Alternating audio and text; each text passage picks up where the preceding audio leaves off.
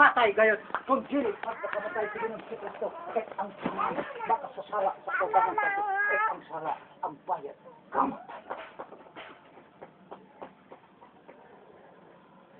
Ang matros sa Ginoo, mahadili sa tuman. Kundi, ang imong kabubutan. Mamingon sa Ginoo, sundag ko.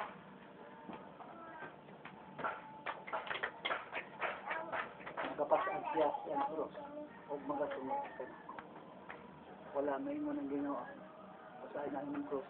Sunda to si sister, oh. Sunda to si brother. Ginoo, musunod ka na ako. Adong na tayo para sa aming sinusunod sa Ginoo. Hello.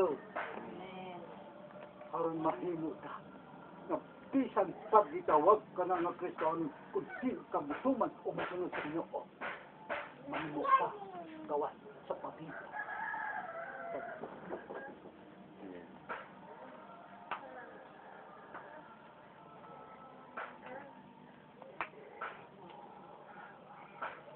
Adon na isimba sa Jerusalem. At yung daghang tao, ang templo. Pagkahaman ng simba, nang uli ang tanan, apa na ay pamilya ni Kristo. Kisa yung pamilya ni Kristo. Anong simba? Hello? Sa sunod, pati baga ang tao, nanimba.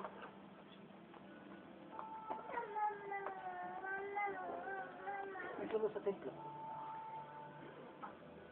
Lipat sila, kung nakasimba, apang adonoy pamilya, sumunod sa templo, pamilya, sa Ginoo. Amen.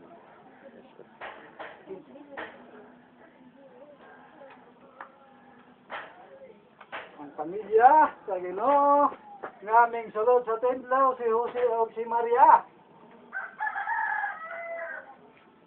Kung imong basahan ang Biblia, nanguli sila human sa pagsimba, nanguli sila pahingon sa ilang pagsastak sa kapuluyanan o ang usara ka pamilya, ang anduna, ang gitawag o pamilya na Ginoong Jesucristo kay diha sa maong pamilya na tao sa Ginoong Jesucristo. Sa atong kaugalingon nga panimalay, na tao ba si Jesus? Sige ikaw ang natao, si Jesus. Paglingi pa ni Maria, pinagtoo sila na naasin ni Jesus. Puro mas makakuyog na to si Jesus.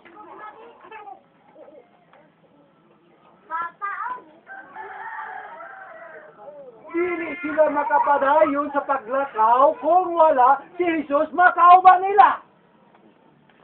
Mimbalik sila, may ato sila sa ilang mga kahigalaan. Wala nila makita Jesus sa ilang kahigalaan. May ato sila sa kaparintihan. Wala nila makita sa Ginoong Jesucristo dito sa ilang mga parintihan.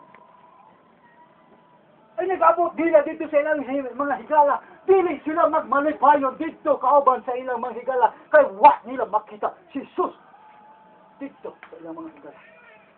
May ato sila si Maria o Susi sa ilang mga parentihan. Hapan wala dito makita si Maria at si Jesus ni Maria o Jose. Kay ang ilang kalipay na ang ilang makauban sa ilang pagpamauli sa ilang puluyan. Kauban nila si Ginoong Jesus. Kay nasayod si Maria, nasayod si Jose, nga ang maong Jesus, dili ilang anak. Kaysa wala pa magmabdos si Maria. Gisultihan na sa Ginoo nga siya magmabdos o siya magamabdos sa usa ka bata nga lalaki nga iyang hinganlan o Jesus kay muluwas ang katawhan. Siya pagkatawgon Emmanuel kay ang Dios kauban nato ang kahulugan.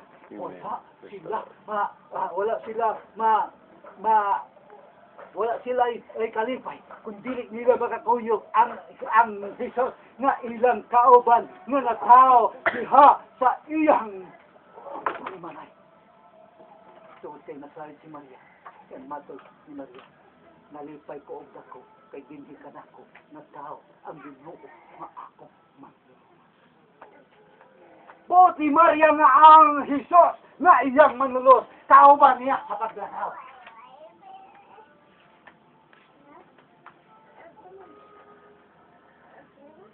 Wa na ilaing himo ni Jose ni Maria. Ingon na sila. Lahat ng atong ato karon atong makita. Jesus. Wat ko ta sa tingko. Kay wala sa ilang mga higala. Wala sa ilang mga parin. Wala sa mga tindahan. Wala si Jesus dito nga tuan nagyampungan sa tindahan nagagtangkaw. Wala sa kalingawan sa kalbukan. Wala sila nakita dito. Nakahinumdum sila nga ang templo ang balay sa Diyos. O sila miadto dito. Kay nagtuo sila. Nagtuar nila dito. Makaplagan si Ginoong Jesus sa ilihang balay. Paadto. Sila tuwa si Ginoong Jesus.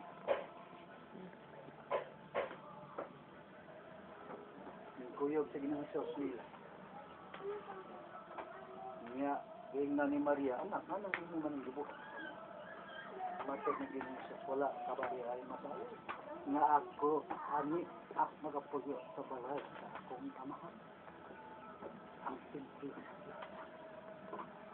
Balay sa amahan. Subuot ang Diyos. Nga naa sila magapuyo sa balay sa iyang amahan. Ang balaang kasulatan nagpamatuod sa unang Korinto. Nga matod sa Ginoo, wa ba mo masayod nga kamo templo sa Dios? Mopuyo ang Dios dihi. Kung ikaw paning sa Ginoo. Pili tanan Kristohanon na imong pamilya. Amen.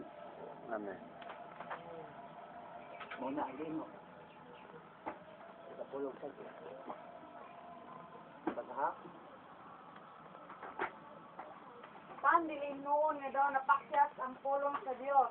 Kay dili ang tanang misanay gikan kan Israel nasakop sa Israel. wala mapakyat ang pulong sa Diyos. Sa pagtawag niya sa tanang katawan, nga nahimo ka na na Kristohanon. Pagbisan pa, nahimo ka ng Kristohanon. Wala ka magapadayon sa pagsuman sa pagsugot sa limang. Dili ka masakop sa banay. Kaya ang pulong sa Diyos ng pamatuon, matag na binasya.